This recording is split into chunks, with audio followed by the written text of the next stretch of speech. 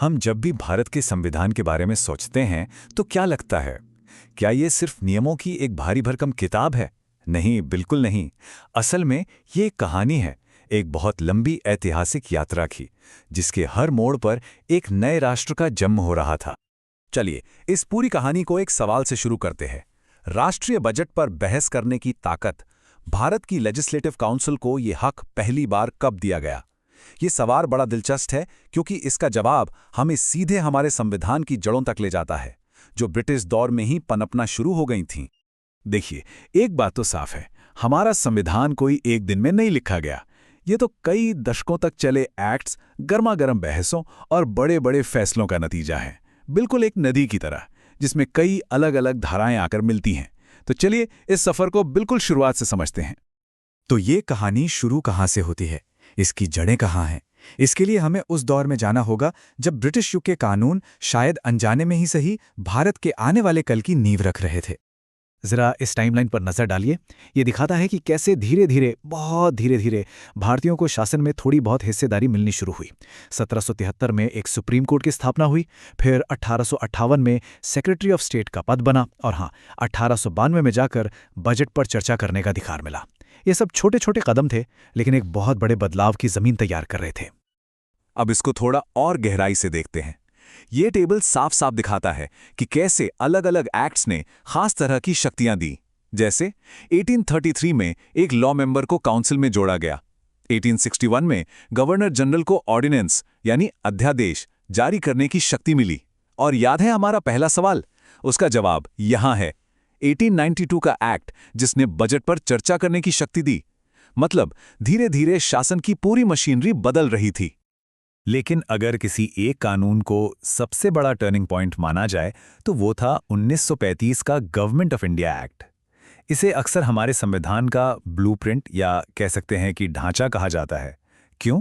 क्योंकि इसी एक्ट ने पहली बार शक्तियों को केंद्र और राज्यों के बीच साफ साफ बांटा, फेडरल लिस्ट, प्रोविंशियल लिस्ट और कॉन्करेंट लिस्ट में। और ये ढांचा आज भी हमारे संविधान की बुनियाद है। ब्रिटिश एरा से आगे बढ़ते हैं।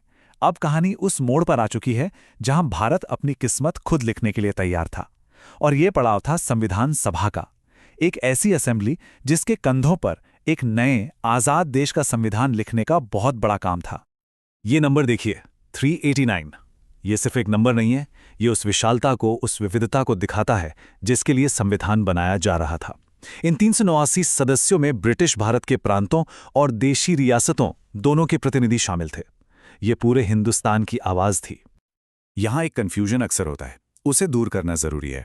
एक थी कॉन्स्टिट्यूएंट असेंबली। ये एक बड़ी बॉडी थी जहां सारे सदस्य बैठकर हर मुद्दे पर बहस करते थे। और दूसरी थी ड्राफ्टिंग कमेटी। ये एक छोटी एक्सपर्ट कमेटी थी जिसके चेयरमैन डॉक्टर BR अंबेडकर थे। इनका काम था उन सारी बहसों को एक कानूनी दस्तावेज की शक्ल देना। तो संविधान का विजन क्या था?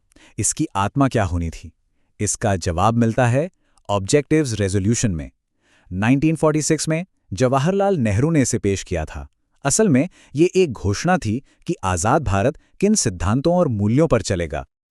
और इस रेजोल्यूशन की एक लाइन देखिए, संप्रभु और स्वतंत्र भारत की सभी शक्तियां और अधिकार जनता से प्राप्त होंगे। कितनी पावरफुल बात है। मतलब आजाद भारत में असली शक्ति, आखिरी शक्ति लोगों के हाथ में होगी। और यही तो हमारे लोकतंत्र का मूल है। तो लगभग 2 साल 11 महीने और 18 दिन की कड़ी मेहनत के बाद जब हमारा संविधान बनकर तैयार हुआ, तो सवाल ये उठता है कि इसमें खास क्या था? ये बाकी दुनिया से अलग कैसे था? चलिए इसके मुख्य फीचर्स को समझते हैं। हमारे संविधान बनाने वालों का नजरिया बहुत प्रैक्टिकल था। उन्होंने ये नहीं सोचा कि हम सब कुछ शून्य से बनाएंगे। नहीं, उन्होंने दुनिया भर के संविधानों को पढ़ा और जहां से भी जो अच्छी चीज मिली, जो भारत के लिए सही बैठती थी, उसे ले लिया, लेकिन उसे भारत की जरूरतों के हिसाब से बदलकर अपनाया। और क्या गजब का मिश्रण तैयार हुआ।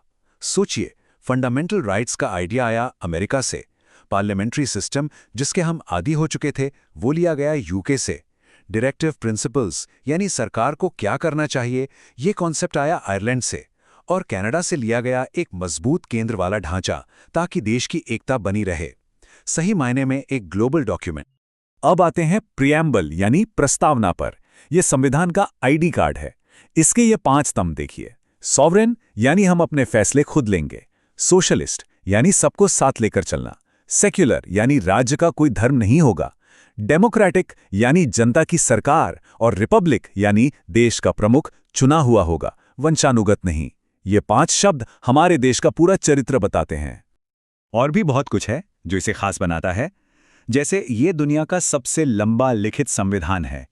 इसे बदलना ना तो बहुत आसान है, ना ही नामुमकिन। बड़ा सही संतुलन है। ये एक आज़ाद न्यायपालिका की गारंटी देता है।